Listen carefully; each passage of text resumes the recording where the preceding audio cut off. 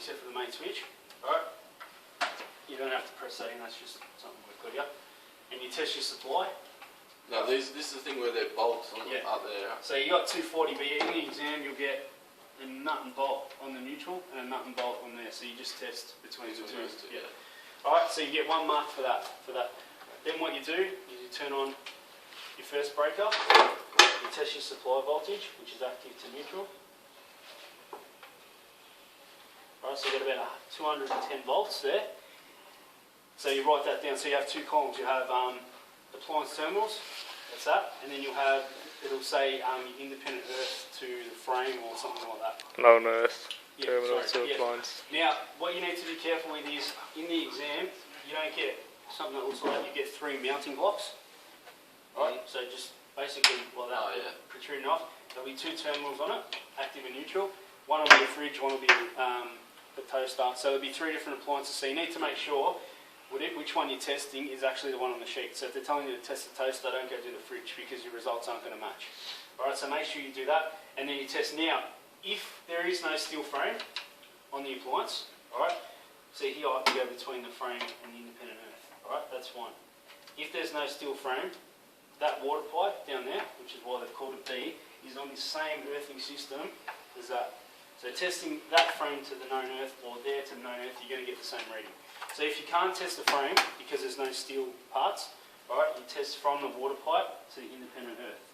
Alright, and you get about 10 or 12 volts on the earth. And you'll get an independent earth? Sorry? You'll get an independent earth. Oh yeah, for sure. Yeah, it'll be marked independent earth. I don't think it looks like that, it's just a nut and a bolt sticking out of the board and it's got independent earth underneath it. Don't measure between the earth stake and the water pipe because it's the same earthing system again. Alright, so I'm going to, that earth stake and that. So you're testing between the independent earth to either the frame or the water pipe. And then what happens is you repeat the process. So you turn on the next breaker, you test your voltage at your terminals. So we had 210, now we're down to 190. And then we test from the frame or from the water pipe to here. And we had 10 volts, now we've got about 20 volts on the earthing system. Keep repeating the process. And you'll notice that as each breaker that we turn on, the voltage drops on the appliance. So now we're down to 170 and it increases on the earthing system. Right, so now we're up to about 40 volts. Alright, I think there's only 3 breakers in the exam, not 4. And you'll find that the jumps will be, like here we jump up in 10 volt increments, in the exam it'll jump a bit higher. So you actually see the voltage on the earthing system. Now, the guy that came in just before said the problem he had was when he tested this installation, alright, there was nothing wrong with it. So what I mean by that is, if we turn on these breakers, if I test my appliance and I'm getting 240 across the appliance, and then I test the earth and I'm getting 0, right, what that proves is that the installation is perfect. We shouldn't have a voltage on the earthing system.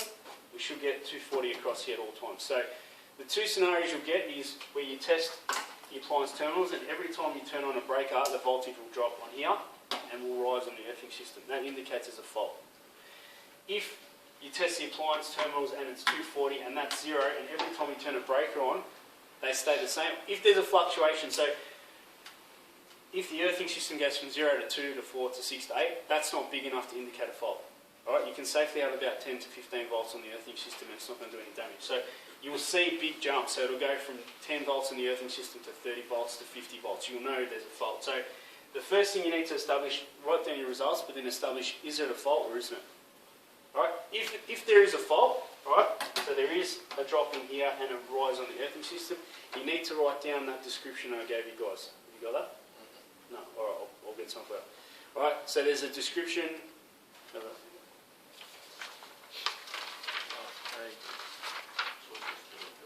That one? And that explains down perfectly exactly what the fault is. Now, if installation is okay, alright, and this is where the bloke who came in before got 0 marks for this, he had a good installation, he got 5 marks for 4 marks for all the testing, which he got right, but then he was told by someone at Big Tech, just write the installation is sound. They marked him 0 marks for that. He's right, it's sound, but you need to explain why. Alright, so when there's a fault, that description explains that there's a break or a high impedance in the neutral, which is creating a fluctuation on the earth and all that type of stuff. You need to explain that the reason why it's okay is because they don't have a break, and there is no break in the main neutral. The current is flowing across the terminals and so forth. So whatever is in that description, if you get a good scenario, you write the opposite. Don't just write the insulation sound because you won't get the mark for it. Alright, the test itself, the testing part is 4 marks. Alright, none of you guys should get that right because it actually tells you step by step what to test, what to turn on, and what to do.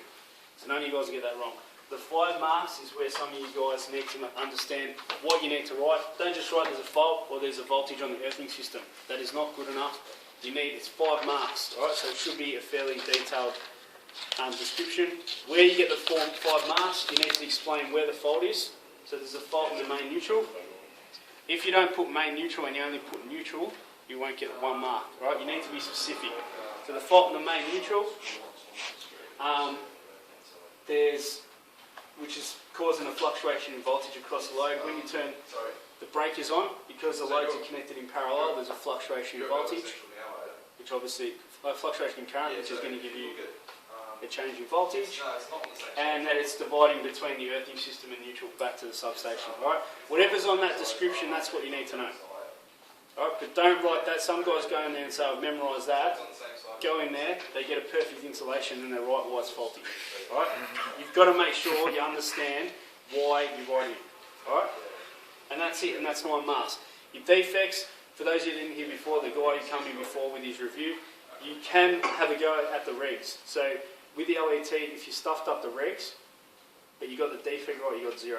This exam, if you get the defect right and stuff up the clause, you still get 2 marks. So just have a go regardless at the defects.